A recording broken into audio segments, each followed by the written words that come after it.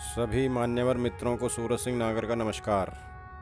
मित्रों, आज की वीडियो का विषय होगा ईर्ष्या द्वेष। ईर्ष्या क्या होती है और द्वेष क्या होता है, और इसको हम एक कहानी के रूप से प्रस्तावित करेंगे। ईर्ष्या क्या है? ईर्ष्या का अर्थ होता है किसी की सफलता को देखकर अधीर होना, दूसरे की उन्नति देखकर बेचैन होना या डहा करना।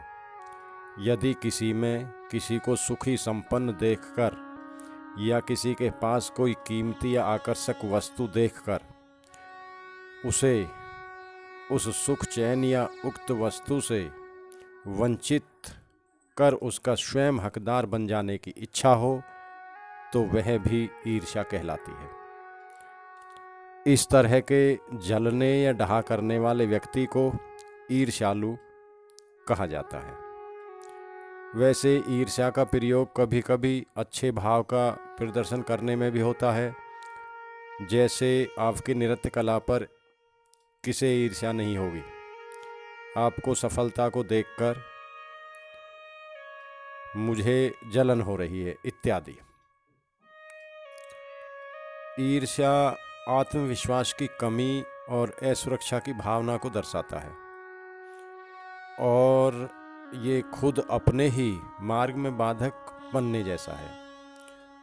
ईर्ष्या वैसे तो एक सामान्य सा मनोभाव है, लेकिन इसकी अति होना गंभीर परिणाम पैदा करता है। इसीलिए त्याग, उदारता, निष्पक्षता आदि जैसे विचारों को प्राथमिकता देने की बात कही जाती है। तो ये हुई ईर्ष्या। अब इसी के जैसा दूसरा शब्द है द्वेष। द्वेष क्या है?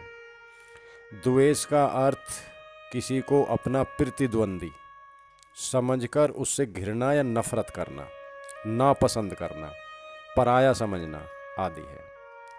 इसमें किसी को हानि पहुंचाने का भाव होता है, जबकि ईर्ष्या में ऐसा नहीं होता है। इसमें शत्रुता या बैर के भाव की प्रधानता होती है। इसीलिए विरोध, वैमनस्य, शत्रुता आदि के कारण किसी का बनता हुआ काम बिगाड़ देना भी द्वेष है। द्वेष करने वाला द्वेषी कहलाता है। द्वेषी व्यक्ति के मन में घृणा, चिढ़, बैर आदि का भाव जागृत हो जाता है। द्वेष में वि उपसर्ग लगने से विद्वेष बना है, जो इसके और भी उग्र और तीव्र रूप को दर्शाता है। दूसरे शब्दों में कहें तो यह दुश्मनी की सीमा तक किया जाने वाला द्वेष है। ईर्ष्या और द्वेष में कुल मिलाकर अंतर देखें तो ये दोनों शब्द एक दूसरे का पर्याय प्रतीत होते हैं।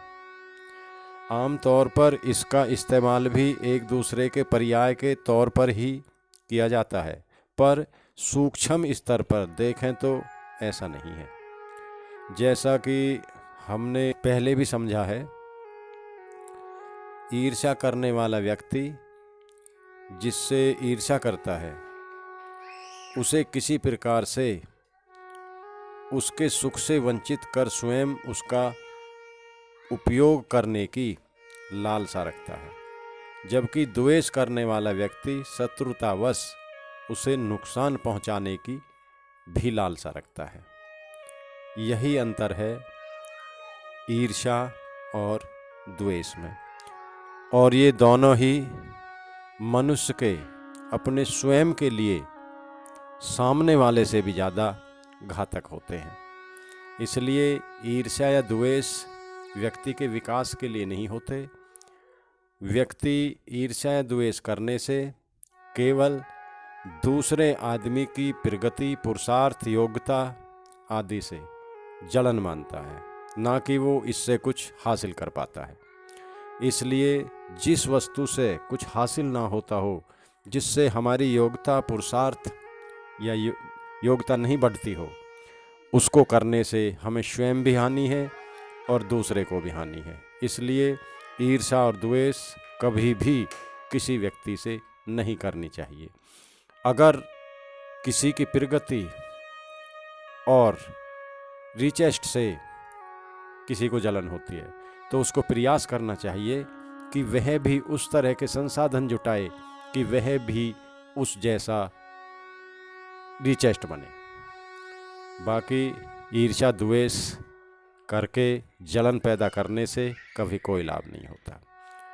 भाइयों मित्रों, हमारी यह वीडियो का विवरण आप लोगों को अच्छा लगे तो हमारी वीडियो को सब्सक्राइब व शेयर अवश्य करें। धन्यवाद।